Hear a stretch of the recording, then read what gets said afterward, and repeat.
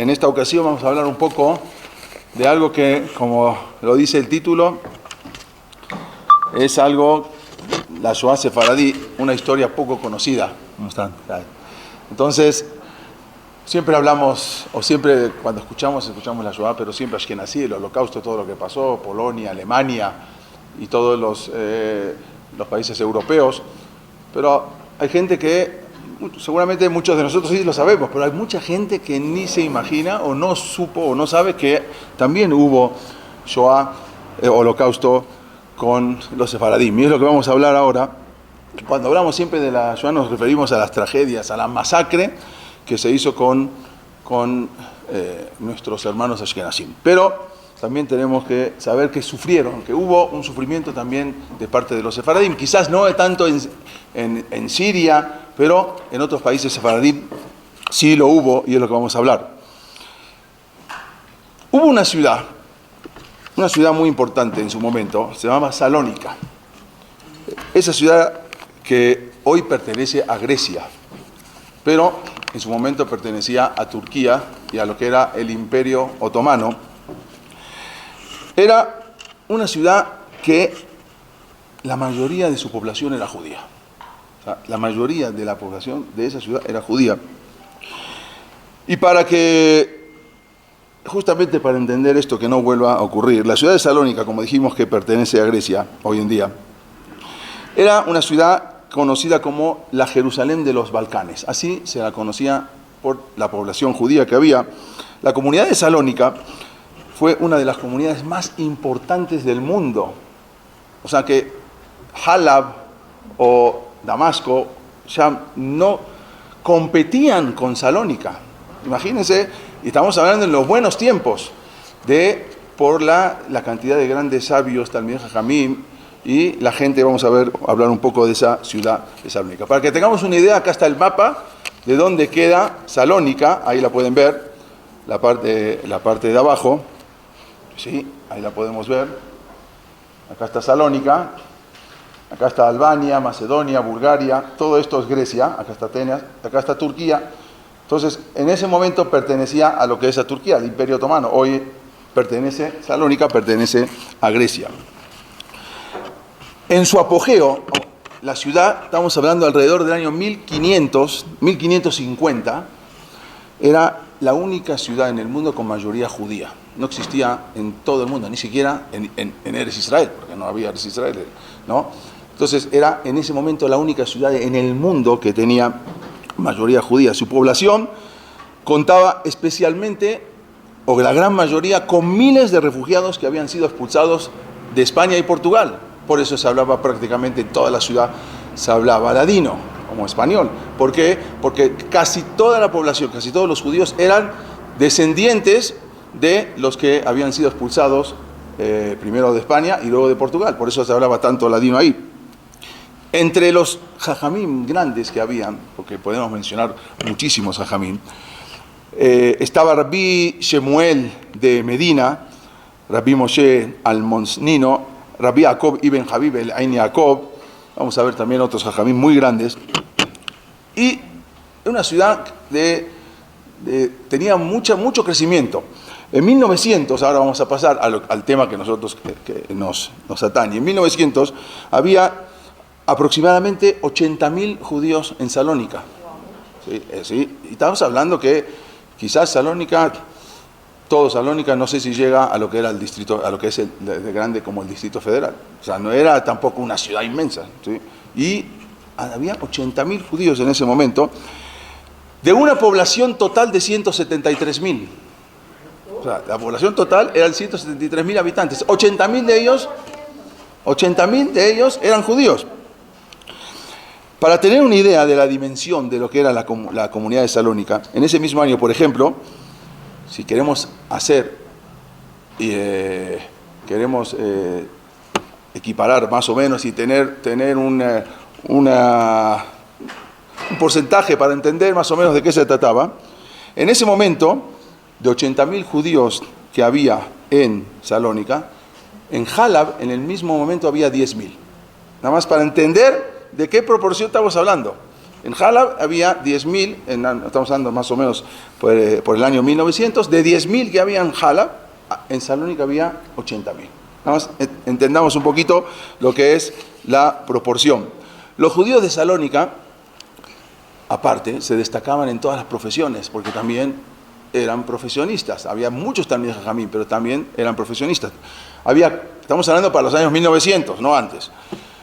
Había comerciantes, había abogados, había médicos, había maestros, de todo, gente. Obvio, todos eran Shomer Shabbat.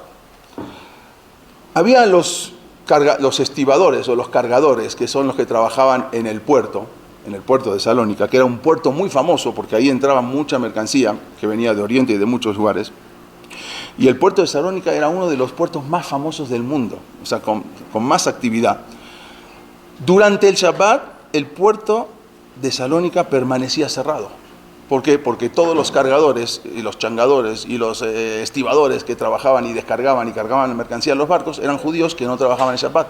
Por lo tanto, el puerto estaba cerrado el Shabbat. Y todos los barcos que llegaban un sábado tenían que esperar hasta el sábado noche o el domingo, se tenían que esperar en el mar. O un barco que llegaba el viernes sí, pero si llegó el viernes temprano, sí, si no, el puerto se cerraba herméticamente, no había actividad en el puerto de Salónica, porque la mayoría de los que trabajaban ahí eran judíos y no trabajaban en Shabbat. Incluso el idioma oficial, de los judíos de Salónica, como dijimos, era el ladino, un español, el ladino es un español antiguo con caracteres hebreos, o sea, se escribe en hebreo, pero uno lo lee como si fuera en español. Pero a partir del año 1900 los Yehudim empezaron a dejar Salónica y muchos emigraron a Estados Unidos, muchos emigraron a Francia, a Israel, a México también, mucha gente. Entonces, ahí, porque ya había problemas y había también un impuesto que habían puesto el Imperio Otomano, un impuesto muy grande exclusivamente para los extranjeros, y los judíos eran considerados extranjeros. El impuesto era casi de un 86%.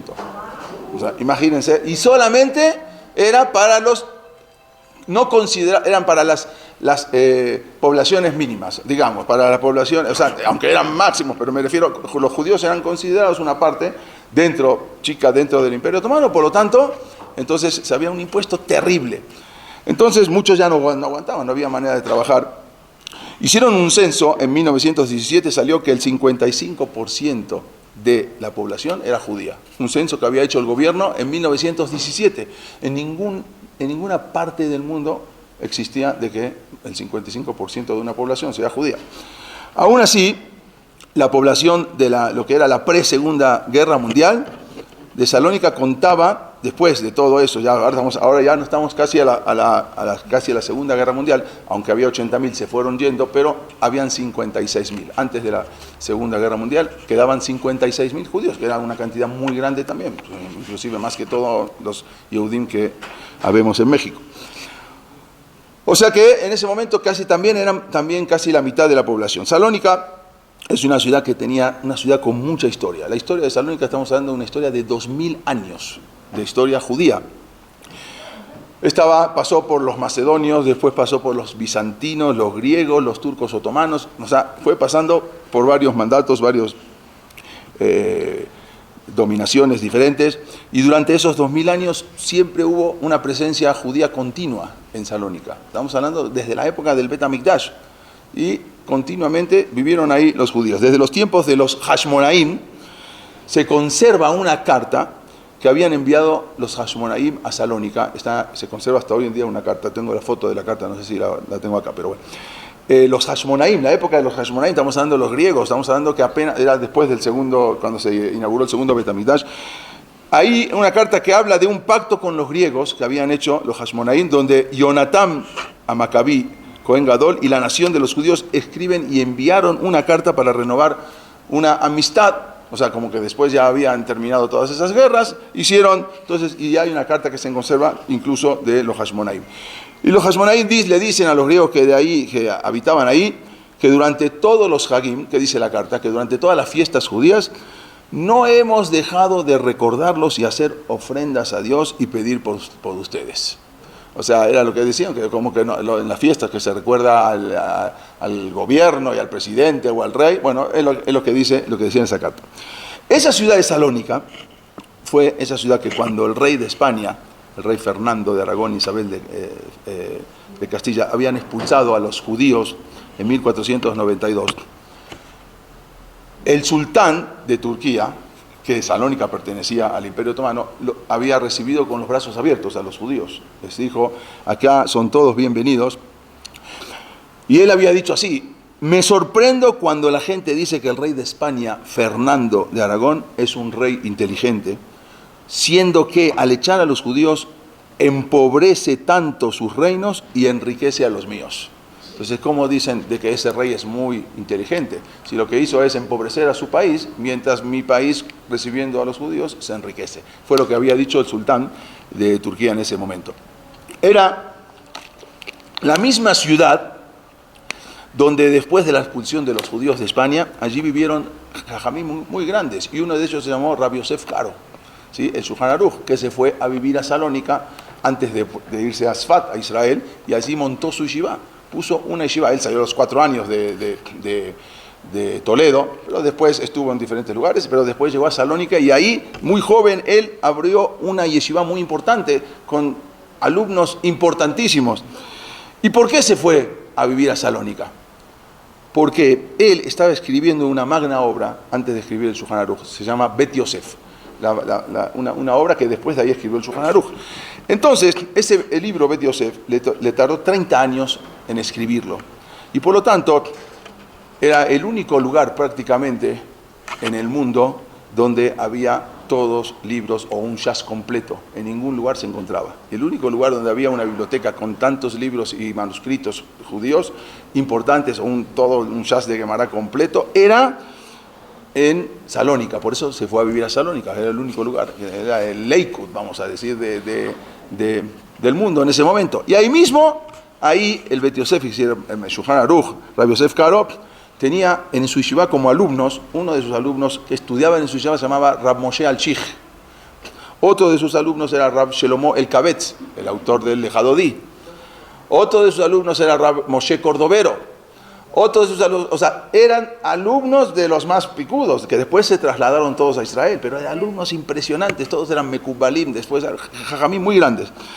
Estudiaban ahí en Salónica con él. En la misma ciudad donde también el Rabbi Jacob, como dijimos, Ibn Habib, escribió un libro que se llama, un libro muy famoso, En Jacob, que hoy en día se estudia en muchos lugares. ¿Y por qué también ahí fueron? Porque ahí es donde se encontraban todos los libros para poder enseñar y para poder estudiar. Entonces ahí podían extraer muchas cosas de esos libros para poder escribir.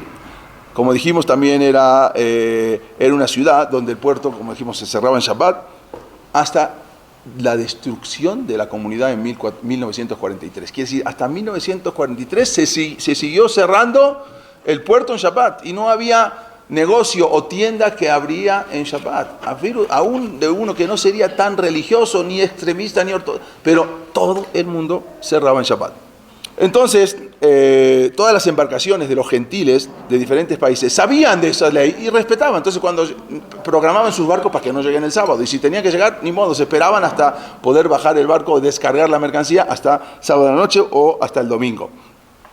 Esa era Salónica, prácticamente, como dijimos, de origen de España, donde todos hablaban ladino, y esa misma ciudad donde justamente se escribió un libro famoso que se llamó Me'am Lo'ez, ¿sí? El Me'am Lo'ez, que también se escribió originalmente en ladino, después se tradujo al hebreo y al español, ¿sí? Esa misma ciudad es la ciudad de Rabbi Yosef Karo, como dijimos, la ciudad era de grandes talmidei jajamim. Este es el puerto donde se trabajaba día de semana y en Shabbat se cerraba. El famoso libro Me'am Lo'ez, que fue escrito también en la ciudad de Salónica.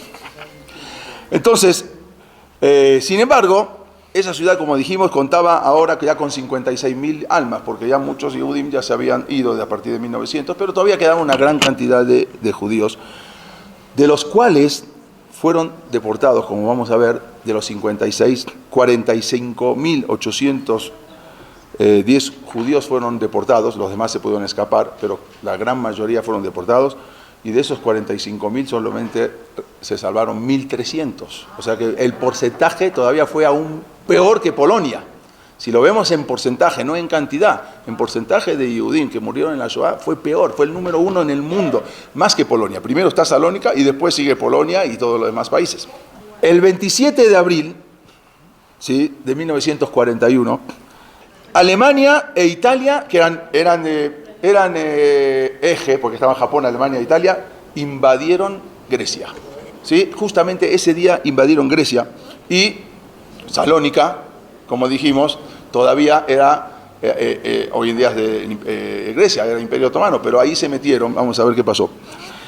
Y entonces, Italia, mientras los italianos no eran tan malos, pero estaban por Mussolini, estaban arreglados con Hitler, pero los italianos, ¿sí?, ayudaban, porque cada uno se dividió una parte se quedó, ahora vamos a ver, una parte se la dividió Italia, una parte se la dividió Alemania y otra parte se la dividió Hungría, vamos a ver. La parte donde los italianos se repartieron el pastel, Grecia se la repartieron, vamos a ver, acá es cuando entran a Grecia, ahí está el Partenón atrás, lo pueden ver, ahí están los alemanes que entrando a Grecia y izando la bandera, obvio, con la esvástica. Ok, acá lo vamos a ver cuando estaba. Vean esto. Este es el mapa de ocupación de Grecia. Todo lo que es rojo, ¿sí?, es Alemania. Quiere decir que Alemania se quedó Salónica, ¿lo ven? Y acá también está, acá. Todo lo que es, como veis, como amarillo, es Italia. Entonces Italia se quedó con toda esta parte. Atenas, ¿lo ven? Toda esta parte se la quedó Larisa, toda esta parte se la quedó Italia. Pero hubo una pequeña parte también que se la quedó Bulgaria. ¿Lo ven acá? Esta parte se quedó Bulgaria. Si ustedes ven, en verdad, Bulgaria fue el único país que no entregó, de toda Europa, que no entregó a sus judíos. Lo vimos cuando fuimos ahí con Chan. Pero no entregó a los judíos que vivían en Bulgaria, no los lugares donde conquistaron. A esos sí los entregó, pero rapidísimo. O sea, los judíos que vivían en Bulgaria no los entregó, pero los lugares donde iba conquistando Bulgaria, que había judíos, eso sí, aunque ahorita ya pertenece a Bulgaria, pero esos no son judíos originarios, y a esos sí los entregó. Y acá está todo, esto es Bulgaria, acá es Bulgaria, y esta es la parte que se quedó Bulgaria, lo que se dividieron. Entonces, Italia, como se había quedado también con una gran parte, entonces ayudaban a los judíos para salvarlos de la mano de los alemanes. Porque los latinos es diferente que los alemanes, que son fríos. ¿Cuál era la excusa? Porque se empezaron a pelear. Entonces, oye, yo estoy agarrando a los judíos y tú lo estás salvando. Se enteraron los alemanes. Y la excusa que alegaban los italianos era que los judíos son de origen latino y que se habían ganado el derecho de tener la nacionalidad italiana. Por lo tanto, nosotros los defendemos, ya fuera por méritos propios o por tener por haber engrandecido la cultura nacional, por diferentes cosas les decían, entonces salvaban a los judíos, mientras obviamente los alemanes se enfurecieron, porque oye, tú eres de nuestro bando, éramos tres, el eje, Alemania, Japón, Italia, y cuando llegamos a los lugares nos encontramos que ya no están los judíos, y ahí nos enteramos de que ustedes lo están protegiendo, los mandaban a las iglesias, los mandaban a los conventos, los metían con familias cristianas, todo para salvarlos. Miles pudieron salvarse en todo lo que era el territorio controlado por los italianos, o sea, donde dominaron a Grecia, ¿sí? No obstante, había quejas tan fuertes de Alemania, fueron tan grandes que al final tuvieron que conceder algo, entonces tuvieron que entregar a 320 judíos a la SS. Como que no, nosotros estamos colaborando también con ustedes. Y hubo 320 judíos que los entregaron y las SS los mataron, los fusilaron en Roma. Como que tuvieron que demostrar que sí, ellos también estaban. Entonces Grecia, como dijimos, se dividió en tres partes. La parte sur quedó bajo dominio italiano, como lo vemos en el mapa, que era la más fácil de escaparse. La parte norte, incluida Salónica, quedó bajo dominio alemán, como lo vemos en el mapa, y una pequeña parte pasó a dominio de Bulgaria. Había una gran diferencia entre el holocausto que sufrieron los sefaradim de Salónica y Grecia y los demás, porque los sefaradim de Salónica estaban bajo dominio alemán, los otros eran diferentes un poco. Bueno, muchos todavía creen que los nazis y Max Sheman, muchos creen todavía que los nazis se dedicaban a buscar judíos únicamente ashkenazim. Pero no es cierto, eso no es cierto. Tenemos que saber también que los alemanes no hicieron diferencia entre sefaradim, ashkenazim, sham y halevis, todo, para ellos todo era todo lo mismo. No porque tocó menos a los sefaradim, también hubo, perdón. Entonces, Hay otra de las diferencias de la Shoah sefaradí con la Shoah ashkenazí. ¿Cuál es? La diferencia es que fue una Shoah tardía. O sea, no fue al momento cuando empezó con Polonia y con los demás países. Esta fue ya un poco más. Sí, porque cuando los judíos de Salónica empezaron a ser agarrados y castigados, los judíos de Polonia prácticamente ya estaban aplastados. O sea, cuando ya habían acabado con los judíos de Polonia y recién empiezan ahora con los judíos sefaradim de Salónica. Como fue entonces un holocausto tardío y los judíos de Salónica no pasaron las penurias que habían pasado, o sea, porque todos los judíos de Polonia antes estuvieron en los guetos sin comida, sin nada. O sea, cuando llegaban a los campos de concentración ya estaban prácticamente acabados, muy débiles. Cuando agarran a los judíos de Salónica, que no habían pasado por todo lo que habían sufrido, aparte los judíos de Polonia de por sí ya, y de Europa ya de por sí, antes de la Shoah ya había mucho antisemitismo, ya tenían problemas. Los judíos de Salónica, los sefaradim, no pasaron por todo eso, esa situación, entonces estaban en buen estado físico. O sea, ellos no tenían problemas como los demás. Aparte, otra de las diferencias es que no hablaban yiddish. Y cuando llegaban a los campos de concentración no había lo que hablar. Un polaco con un alemán, yudí, otro más o menos, podían hablar un húngaro, pero el judío hablaba en ladino. ¿Y qué va a hablar con un polaco en ladino? O sea, no había comunicación entre los judíos. Cuando luego fueron deportados a Auschwitz y a Bergen-Belsen, los otros judíos polacos, los judíos húngaros, los lituanos, por lo menos tenían un consuelo de poder intercambiar alguna palabra entre los mismos prisioneros. Pero eso no podían ni hablar, no podían ni expresarse con otro judío polaco. Entonces los sefaradim de Salónica eran mirados como raros. O sea, los mismos judíos ashkenazim miraban a los sefaradim de Salónica, los miraban como raros. ¿Cómo puede ser? ¿Griegos? ¿Sefaradim griegos? Entonces, están en Polonia, en un campo de concentración. Entonces el aislamiento era muy duro. O sea, para los demás, por lo menos estaban ahí conviviendo. Ellos estaban aislados, era muy duro en ese momento. Sí venían fuertes, pero el aislamiento era muy duro. Por otro lado, al ser que las condiciones de Salónica no fueron tan severas hasta 1943, entonces, aunque estaban los alemanes, ya habían dominado, pero la gente, los Yehudim del Sefaradín de Salónica decían: Salónica no es Varsovia. Y ya estaban los alemanes. Decían: no, Salónica no tiene nada, no es Varsovia. Aquí no puede pasar lo que se dice que pasó en Polonia y en otros lugares. Aquí no, eso no, acá es otra cosa, acá es Salónica, acá no estamos hablando de los Hasidim de Varsovia y de Varsovia, no, acá es otra cosa. Pero realmente pasó igual o peor aún de lo que ellos pensaban, que aquí eso no va a pasar. La Gemara cuenta, y ahora me desvío un poco del tema para volver a entrar en el tema, hasta dónde el honor herido de una persona puede llevarlo hasta los crímenes más atroces. Cuando una persona, o un judío aún, se siente herido. El Talmud nos cuenta de una persona que se llamaba Bar Kamsa. ¿Sí? Esa persona que cuando se sintió humillado porque lo echaron de una fiesta delante de todos, y por más que él pidió y por más que él ofreció algo de dinero, el dueño de la fiesta le dijo, fue invitado por equivocación, porque eran dos apellidos parecidos, Kamsa y Bar Kamsa, y delante de todos lo sacó a un yudí, y él se sintió tan herido, ¿sí?, que ya no hubo barreras. ¿Qué hizo el Señor? Fue y acusó con el César o con los romanos, acusó con calumnias a los judíos, y ahora se transformó este señor en un perseguidor de sus hermanos. Eso lo cuenta el Talmud. Y esa persona no descansó hasta no ver el Bet HaMikdash destruido. A mí me hicieron eso, a mí me humillaron delante de todos, se rebeló y hasta no ver el Bet HaMikdash destruido no paró.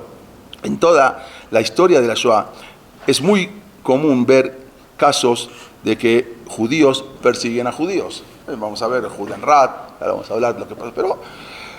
Pero cuando judíos colaboran con el enemigo, ¿sí?, o cuando judíos entregan a judíos, hubo muchos de esos casos en toda la Shoah, eran colaboradores. Pero en ninguno de los casos fue tan impresionante como un caso que sucedió aquí en Salónica, en la que un moser, o sea, un delator, entregó a toda la comunidad de Salónica. Ese fue un caso que no sé. Pero, desgraciadamente, ese Moser era el rabino. O sea, vamos a ver qué tipo de rabino. Eso fue lo peor. Entonces, era un rabino llamado Tzvi Koretz. Vamos a ver.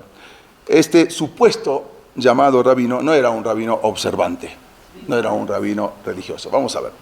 Cuando los Jajamim de Salónica no habían visto con mucha simpatía, porque había entrado la Alianza Francesa en Salónica, también había entrado en Siria, en Líbano, en todo lo que había sido el Imperio Otomano, pero también había entrado acá la Alianza Francesa, ¿sí? Y cuando había abierto sus puertas, era una escuela, cuando abría sus puertas en todo Oriente y daba enseñanzas en francés, por eso muchos hablan francés, todos los de Líbano hablan francés, también los de Siria, ¿ok? Entonces era una enseñanza francesa, una enseñanza de cultura universal. Entonces los jajamim que ahí vivían, que era una ciudad muy cerrada, Salónica, como dijimos que cerraban el Shabbat y todo, tenían un poco de miedo, que ahora con la Alianza Francesa, entonces se pierda un poco el judaísmo que hasta en ese momento tenían, porque ya se empezó ahora a abrir a más lo que es la cultura. Entonces siempre tuvieron un poco de miedo esos jajamim, pero no tenían, la cultura ya estaba por todo el mundo.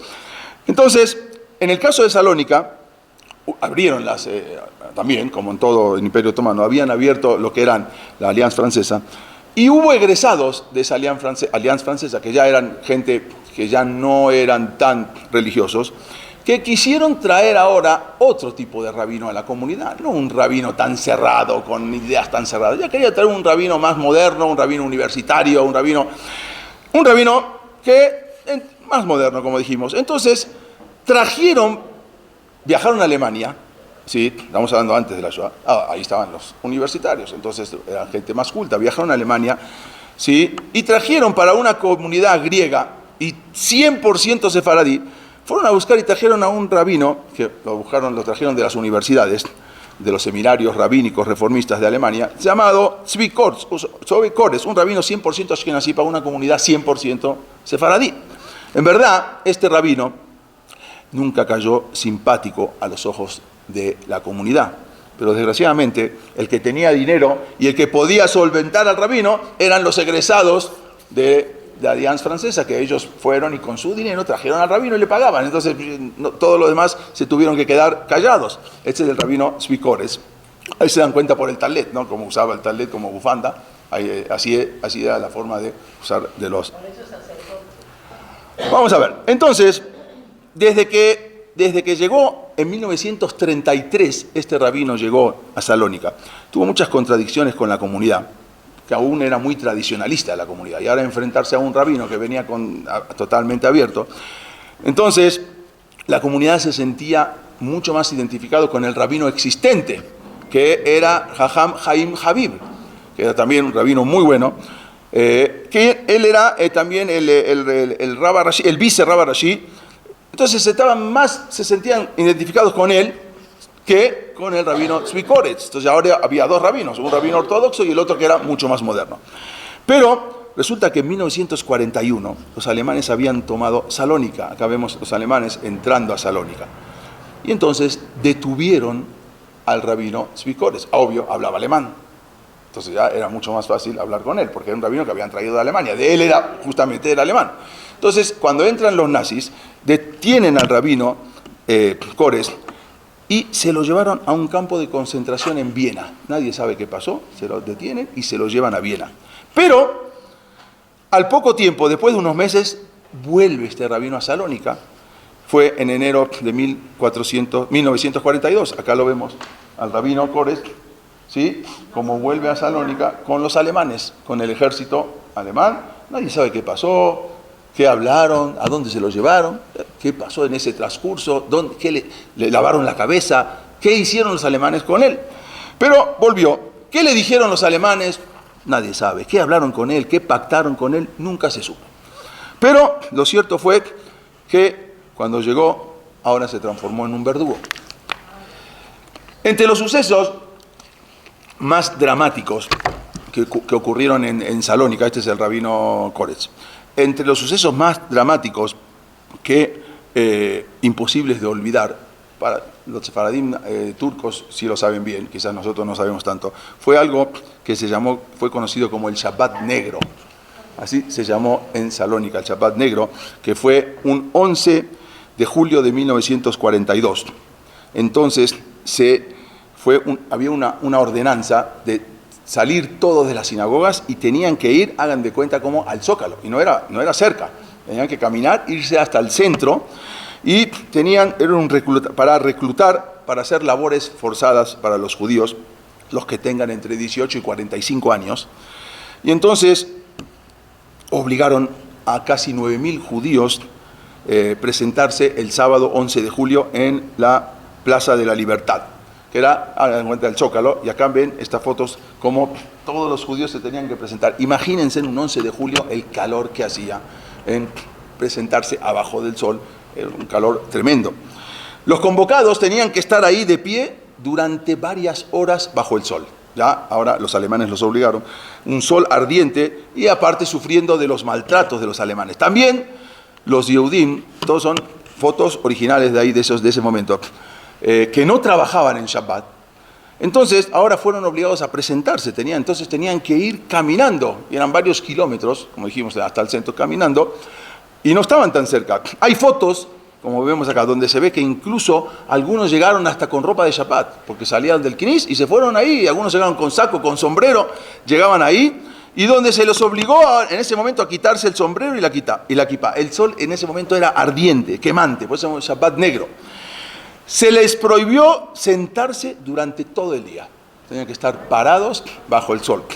Y se les prohibió también cubrirse la cabeza, no por la kipá, sino cubrirse la cabeza por el sol, también estaba prohibido. Y se les obligó durante todo el día a hacer ejercicios físicos. Entonces los alemanes los obligaban a hacer ejercicios físicos junto a los soldados alemanes. Acá lo pueden ver, cómo iban haciendo todos los ejercicios físicos que los alemanes le iban diciendo. Tenían soldados alemanes, así, y había, no todos, eran de 18 a 45 años. Entonces, tenían que imitar los ejercicios que les iban diciendo los soldados alemanes, y cuando no lo lograban hacerlo, entonces recibían latigazos en ese momento. El 11 de julio era un presagio de todo lo que iba a suceder luego. 3 días después, entonces fueron convocados para hacer trabajos forzados. Quiere decir, tenían que pavimentar las carreteras, tenían que echar pavimento en todas las carreteras, y tenían que hacer muchos trabajos. Y la dieta diaria era de solamente 300 gramos de pan. Es lo que cambió todo. De repente, ahora cambió todo. Después de 4 días, entonces, unos 2.000, entonces fueron de registros, quién sí, quién no, mandaron a 2.000 judíos a trabajar a las carreteras. De repente tenían su negocio y su tienda, y ahora de repente salió que era un empleado del gobierno y iba a trabajar día y noche o día a las carreteras, bajo el sol. En un momento de otro se transformó todo. Y no estamos hablando ni de Polonia, ni de Hungría, ni de Lituania, estamos hablando de una ciudad sefaradí, una ciudad que hacía unos meses todo el mundo tenía su negocio, todo el mundo trabajaba bien, todo el mundo tenía todo, y de repente se transformó. Alrededor de 250 judíos murieron en ese trabajo agotador y con una alimentación tan precaria a lo largo de los 3 meses siguientes. Luego, en diciembre de 1942, también se profanaron más de 100.000 tumbas. Imagínense un cementerio de más de 500.000 matzebot. Acá están los judíos que fueron obligados a trabajar en las carreteras. Acá vamos a ver el cementerio, un cementerio muy antiguo, donde fueron profanadas más de 10.000 matzebot. Los judíos, ahora salió una nueva ley, obvio por los alemanes, los judíos que se enterraran de ahora en adelante, o sea, una obligación para la Hebra Kadishá, tenían obligación de primero quitarle los dientes de oro a todos los judíos y entregárselo a los alemanes bajo pena de muerte si no lo hacían. La comunidad judía rescató a los hombres y para eso tuvo que vender, o sea, tenía que rescatarlos a todos estos que ya los habían mandado para trabajar. Entonces la judía juntó a la comunidad judía dinero para poder rescatarlos, ahí, o sea, salvar a esos judíos. Entonces pudieron salvar a varios, pero tuvieron que vender el antiguo cementerio al gobierno, a la municipalidad, para poner ese dinero poder rescatar a los judíos. Entonces ese antiguo cementerio, que tenían miles y miles de judíos, Al final lo tuvieron que vender al gobierno. El gobierno puso lo que hasta hoy en día se conoce como la Universidad de Aristóteles en Salónica. Hasta hoy en día está exactamente construida arriba de un cementerio de casi 2000 años, de Yehudim. Ahí está esta comunidad, esta universidad se llama la Universidad de Salónica, se llama la Universidad Aristóteles. Entonces, como dijimos, tenían que quitarle los dientes de oro, tenían que entregárselos a los alemanes bajo pena de muerte. Los alemanes habían quitado a Shabbatai Saltiel como presidente de la comunidad, lo quitaron a él. Y ahora le dieron 24 horas al mismo rabino, o supuesto rabino, pseudo rabino Kores, para que también él sea presidente. Entonces ahora le pusieron como tú vas a ser el presidente y tú vas a ser el rabino. Vamos a ver para qué. Entonces, y él tenía 24 horas para aceptar el puesto, o si no, iban a ver qué hacían con él. Aunque los miembros de la comunidad le suplicaron a Kores, por favor, no lo acepte, no acepte ser también rabino, que es una tremenda responsabilidad que usted va a tomar, no lo acepte. ¿Por qué ahora? Porque si usted va a ser el presidente, también en sus manos va a caer todo el destino de la comunidad. El presidente de la comunidad tiene las listas de todos los judíos. En la comunidad está la lista de todos los judíos, y usted es el presidente de la comunidad. Entonces, Kores les contestó: en Alemania no falta pan ni mantequilla, no se preocupen. Si van a ser deportados, ahí les van a dar bien, los van a tratar bien, y les van a dar pan, mantequilla. Yo ya estuve ahí, ya las pasé. Y aunque deporten a los judíos, ¿acaso yo no tuve buen aspecto cuando regresé de los campos de concentración? ¿No me vieron bien? Así, no, van a ir tranquilos, van a volver, no les pasa nada, no se asusten, no tienen ningún problema. Es difícil entender cómo pudo ocultar el destino que les esperaba, ¿sí? Y hasta cómo pudo elogiar a un campo de concentración. Es muy difícil de entender. El 6 de febrero de 1943, Kores, este rabino, tuvo que comparecer ante uno de los generales que habían sido enviados por Adolf Eichmann. Se llamó Alois Brunner y el otro se llama Dieter Wislenski, eran los dos encargados. Alois Brunner era el verdugo de los judíos de Grecia, se llamó también de Austria, de Francia y de Eslovaquia. Ahora lo mandan a Grecia. Él tuvo que comparecer ante él. Y ahora, a partir de ahora, en febrero de 1943, los obligan a todos los judíos a usar un brazalete con el Maguen David, cosa que en los sefaradim nunca se había visto esas cosas, ¿sí? Y era algo inaudito para los sefaradim. También, una nueva ley se les prohibió a todos los judíos viajar en tranvía, como había sido también en Varsovia. No podían viajar en tranvía, tampoco podían circular los judíos de noche. Cualquiera era bajo pena de muerte. Cada tienda de judío tenía que tener un cartel que decía comercio judío, cosa que tampoco se había visto. O sea, todo lo que había sido en Alemania, ahora lo pasan para Salónica. Cada judío tenía la obligación de entregar un inventario de sus bienes a la comunidad judía. El rabino Kores obligó, o sea, cada judío tiene que ir a la comunidad y entregar todos sus inventarios, todos sus bienes, todo lo que tiene, si tiene un coche, si tiene casa, donde queda la dirección, era una obligación de todos los judíos. Era que había ordenado el rabino Kores, pero obvio, estaba atrás todos los alemanes. Estaba prohibido mudarse de casa, nadie podía mudarse. Cada judío tenía la obligación, como dijimos, de poner un Maguen David en la puerta de su casa. Tenía que poner un Maguen David para que pueda ser perfectamente identificado. Se reunieron entonces la comisión directiva con el rabino Kores y le proponen, por favor, pídele a los cristianos ayuda.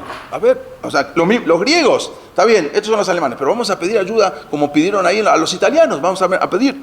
Entonces, él se negó rotundamente de pedir ayuda a los cristianos. Pero, entonces, los alemanes le piden a este Kores una lista de todos los judíos de Salónica. También le habían pedido al departamento municipal de Salónica. O sea, se la pidieron a pseudo rabino Kores y también le pidieron la misma lista a la alcaldía. Dame la lista de todos los judíos, ¿sí? Pero la alcaldía no judía, ¿sí? La alcaldía griega, tratando de ganar tiempo, dijeron que tardarían 3 meses en poder recabar todos los datos de los judíos. Kores la entregó en 4 días. O sea, esa lista que la alcaldía dijeron que van a tardar 3 meses, Kores en 4 días entregó la lista de toda la comunidad. O sea que utilizó toda la estructura de la Keilah para destruirla. Para eso, para poder entregar esa lista, trabajó día y noche con un entusiasmo demente para poder entregar esa lista. Cabe agregar también que se trataba de un hombre muy culto, tenía varios doctorados en varias universidades de Alemania. Un sacerdote griego, se llamaba el sacerdote Popodópulos, él dijo así: la entrega de la lista fue el error más grave de los judíos, porque podían no entregar esa lista, pero la entregó. No se puede entender semejante horror. Luego obligó a los judíos a trasladarse a un gueto. Ahora se tenían que mudar todos a un gueto que habían preparado los judíos.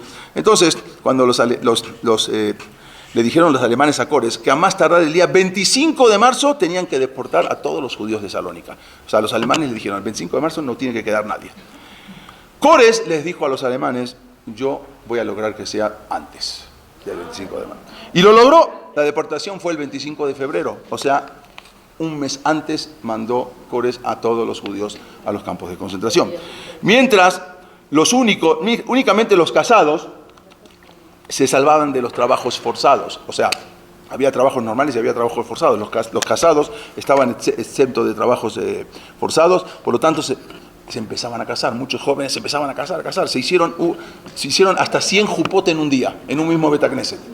En un mismo Cris, acá lo pueden ver las fotos, hasta 100 jupot, los casaban, ya son casados, y por lo tanto, ya no ir a esos trabajos forzados.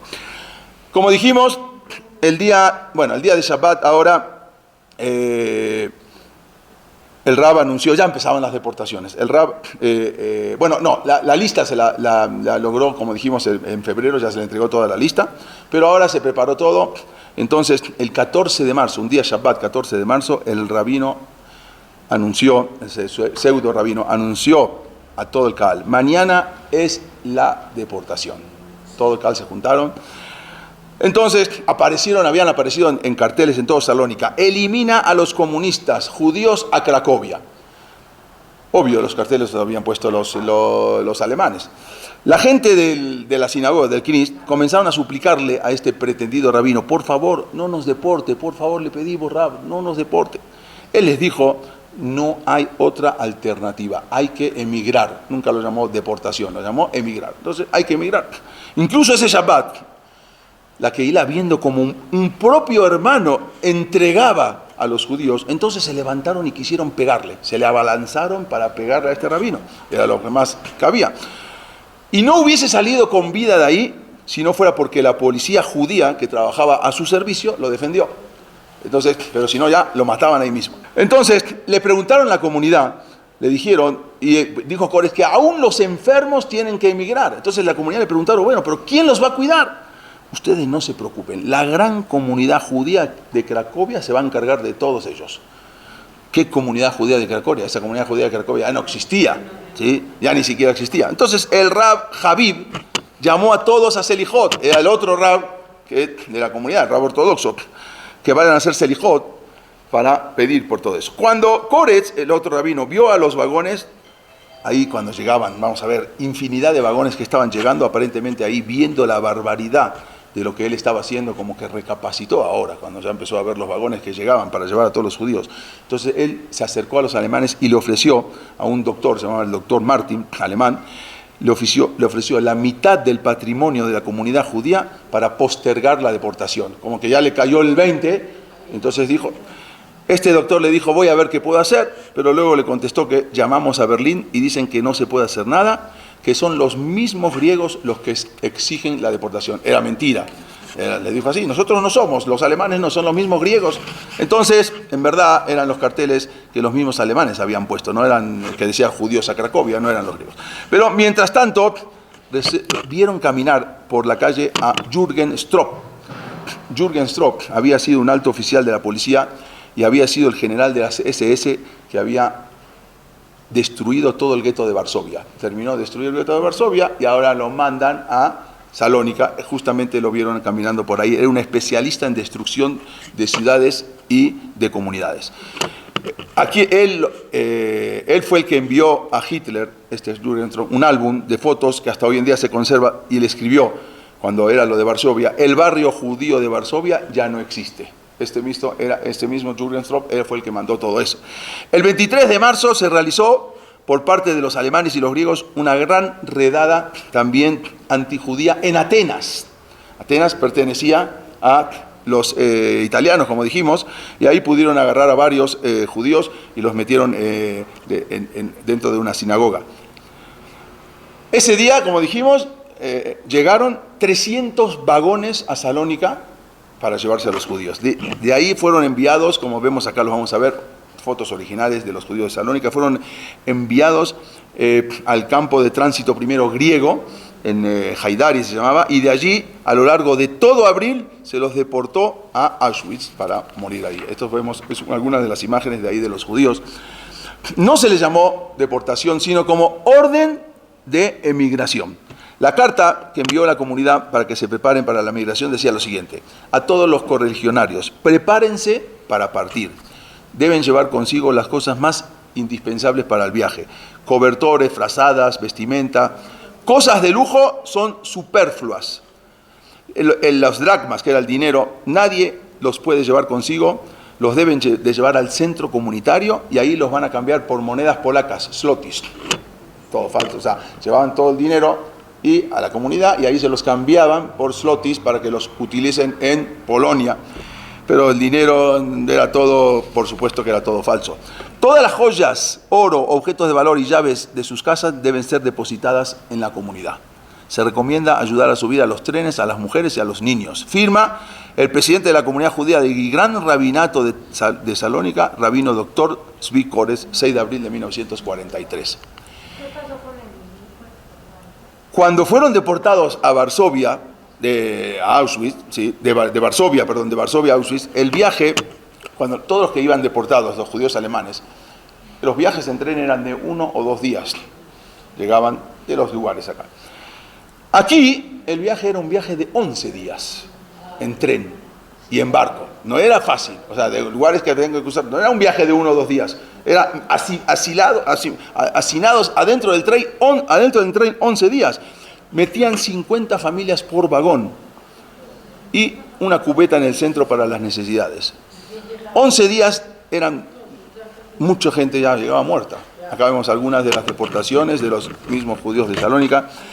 11 días era muy difícil, tuvieron que sentar muchos después en los vagones sobre los muertos. Cuando los trenes llegaban a los campos de concentración, abrían y prácticamente muchos estaban muertos, estaban aplastados ahí. Muchos fallecían. Habían 2 cubetas, una era para tomar agua, para los que alcanzara, y otra era para las necesidades dentro del vagón. Era muy difícil, algunos pudieron escapar, pero justamente eran los niños que cabían y se podían escapar. Hay una carta que ahorita ya no me da tiempo para leerla, después la vamos a leer, una carta que se llama Mi palabra no cumplió, una carta de un niño que escribió luego, pero quiero avanzar un poquito porque ya el horario es tarde. Cuando llegaban a los... ahí vemos algunas que ya abrían y prácticamente muchos ya estaban muertos. Quiero pasarlas rápido, no quiero pasarlas. ¿Ok?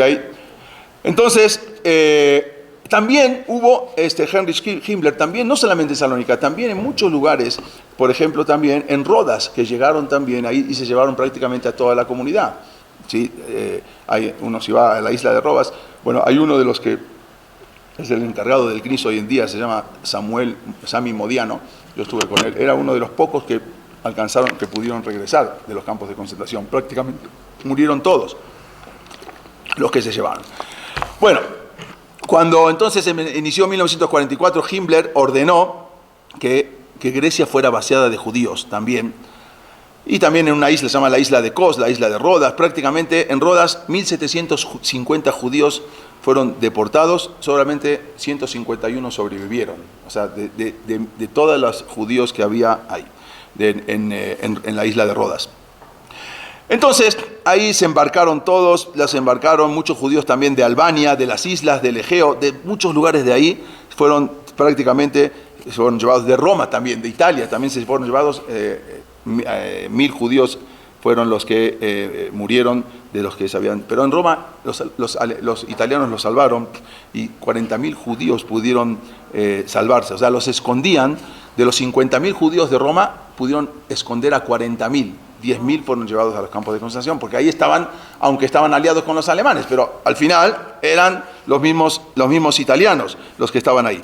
Tenían que atravesar lugares hasta 14 días de viaje, fue algo impresionante lo que llegó a. Pero el problema era que cuando llegaban, los judíos eran fuertes, los judíos de Salónica, entonces los pusieron a trabajar en un trabajo que se llamaba el Sonderkommando, no sé si alguna vez escucharon. El Sonderkommando eran los que se encargaban de una vez que pasaban por las cámaras de gas, sacaban ya muertos y los quemaban y les sacaban todas las cosas. Y eso era el trabajo que les daban a los judíos de Salónica, porque como eran fuertes, fornidos, entonces ellos se encargaban de hacer todo ese trabajo. Muchas veces se encontraban con su propia familia. Y hay una película que se llama Saúl, creo que justamente habla de eso. Estos eran los del Sonderkommando, que todos eran los mismos judíos que se encargaban de todos esos, obligados. Obvio que después de eso, ellos vivían, les daban bien, les daban comida, todo, hasta unos meses. Después hacían cambio y los mataban también. 3 meses tenían para subsistir los del Sonderkommando. Ellos mismos tenían que separar los cadáveres que estaban abrazados unos con otros dentro de las cámaras de gas. Entonces, después ponían en un pequeño vagón, se los llevaba, se los conducía directamente a los hornos. Y entonces era muy fuerte para esos trabajos, tenían que introducir sus cuerpos y dejarlos ahí 3 minutos para sacarlos. Hay una película que se llama El hijo de Saúl, que justamente habla del Sonderkommando de judío y que justamente cómo se encontró un señor con el cadáver de su propio hijo que tenía que meterlo. Es una película que se llama El hijo de Saúl. Justamente habla de eso la película. Entonces,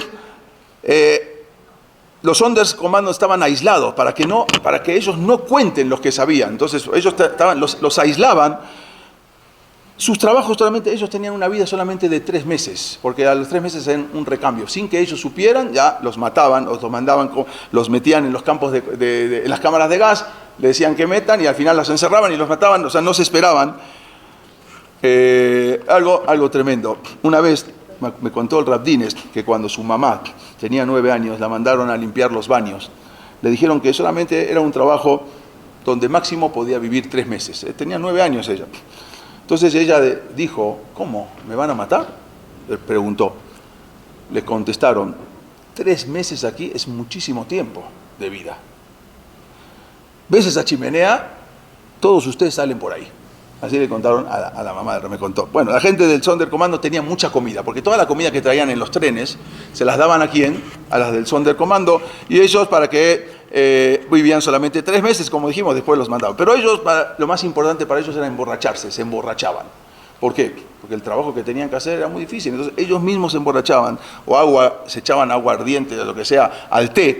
Y eso los relajaba, era la única forma que podían dormirse después del trabajo que hacían. Entonces ya borrachos, hasta la jornada del Geinam del día siguiente. Cuando ya se acercaban los 3 meses, sabían que en cualquier momento ya llegaba su fin, porque sabían ellos.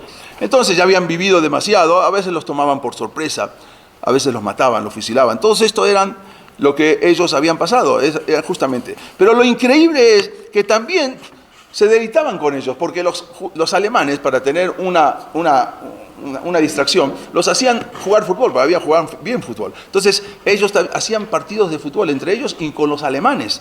Mismo tenían partidos de fútbol. Acá los vemos al equipo de los judíos de Salónica. Acá vemos partidos de fútbol, prisioneros judíos sefaradín contra soldados nazis. Algo impresionante que habían hecho. Pero con esto termino. Hubo un caso, porque como dijimos eran muy fuertes, de un judío que se llamaba Salomón Aroush.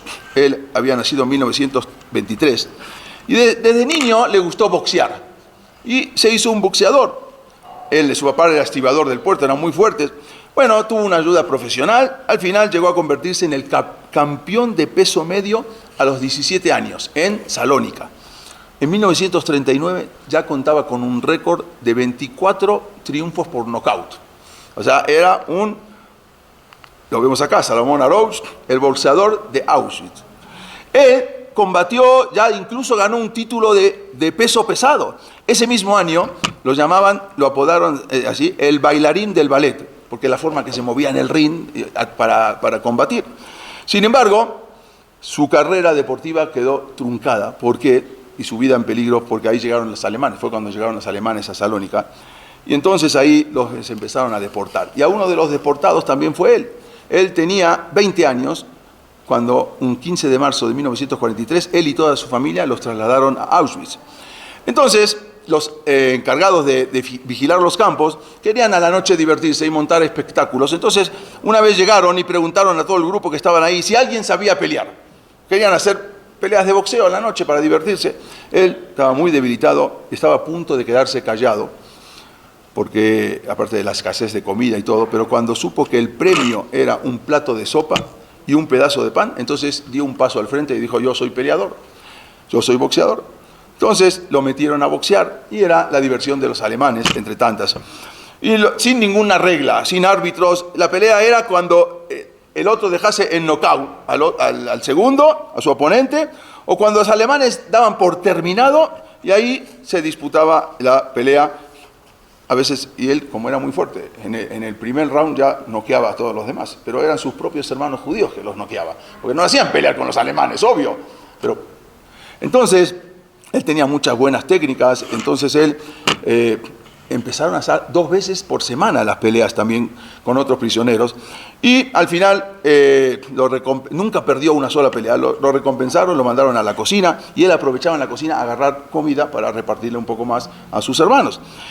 No solamente combatió él dentro del ring para poder sobrevivir, él también participó en una resistencia que hubo en Auschwitz, mucha gente no sabe, pero hubo una resistencia, y él formó parte de esa resistencia que lograron colocar un explosivo en uno de los hornos crematorios. Entonces después se dieron cuenta y lo destruyeron completamente. Con eso, entonces hicieron demorar un poco más la máquina mortífera de los nazis, para salvando a muchos judíos del destino final. A raíz de esto fue interrogado, fue golpeado para que delatara a los demás que estaban con él. Nunca delató a nadie, aceptó los golpes y todo. Sin embargo, él se dio cuenta que todo lo que estaba haciendo ahora se había convertido en una tortura. ¿Por qué? Porque ahora se dio cuenta que a todos los que él le ganaba, luego desaparecían.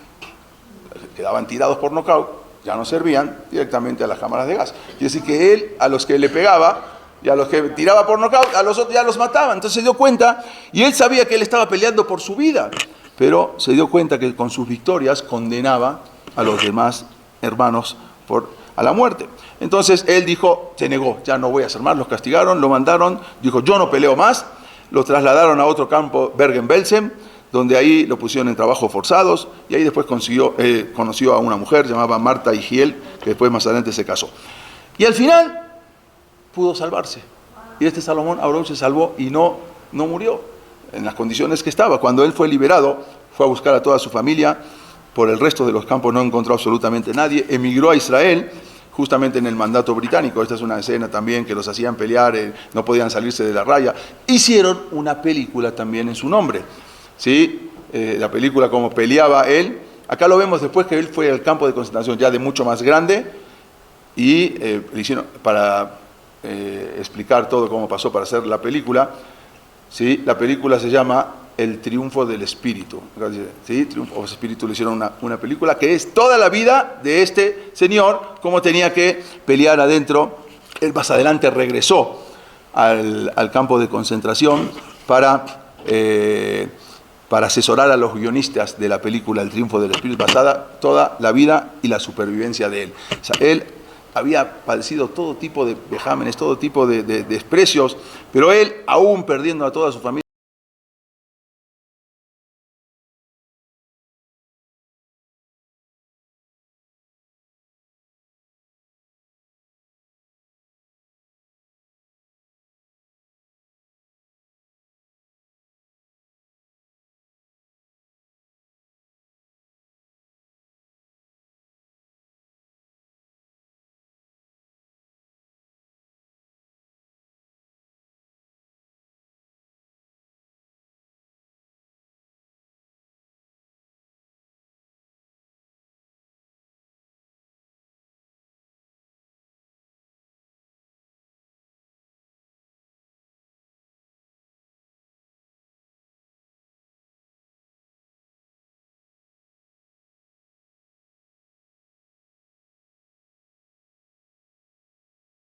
el porcentaje de lo que hubo de de Polonia y lo que hubo de los judíos ashkenazim. Desgraciadamente, en porcentaje fue mucho más, como dijimos, porque prácticamente casi el 97% de la comunidad de Salónica falleció, murieron en esos campos, aunque eran muy fuertes, como dijimos.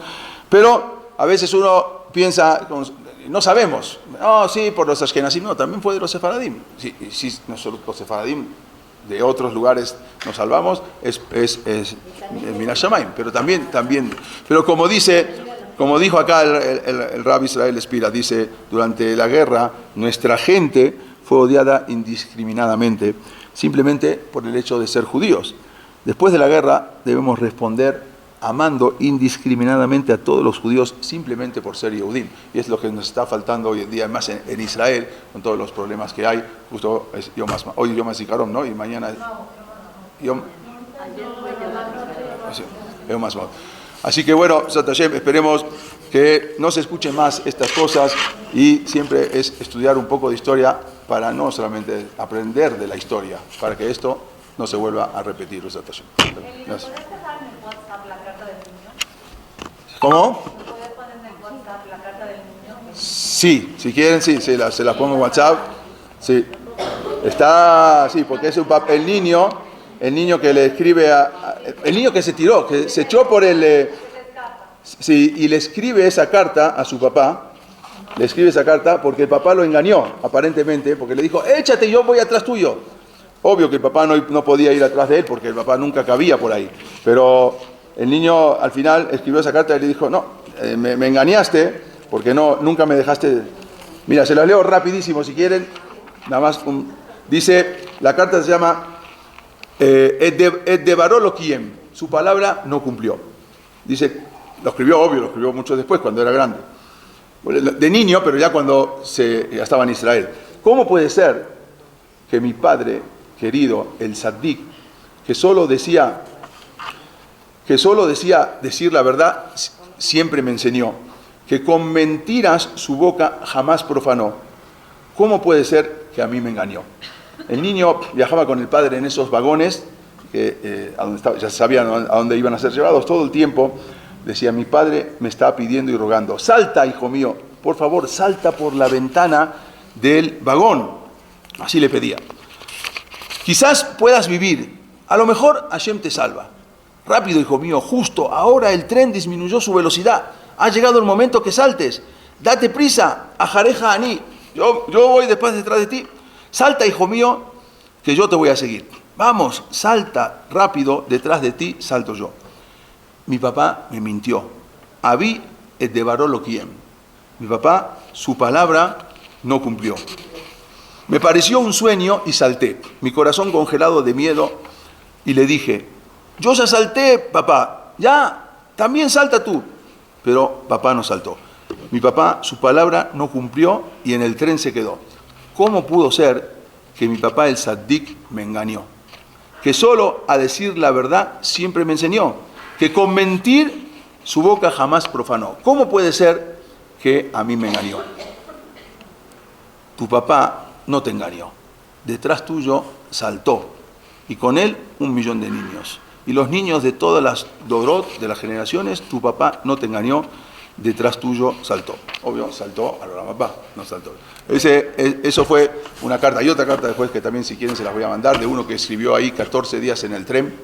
Creo que la leímos cuando fuimos al museo, pero si quieren luego se las mando. Es una carta de algo bastante duro, pero a veces nosotros no entendemos cómo son las cosas. Tenemos que tener esa emuná y todo. Es una emuná muy fuerte y esa emuná nos la transmitió Abraham Avinu. Tenemos que fortalecer nuestra emuná para saber que, si bien pasó lo que pasó a Israel, pero es el único pueblo que sigue estando hoy en día, más que los otros pueblos ya no existen más, ya acabaron, terminaron, romanos, griegos, egipcios, el único pueblo que sigue es el judío, el pueblo Am Israel, que pronto veamos la llegada del Mashiach. Gracias.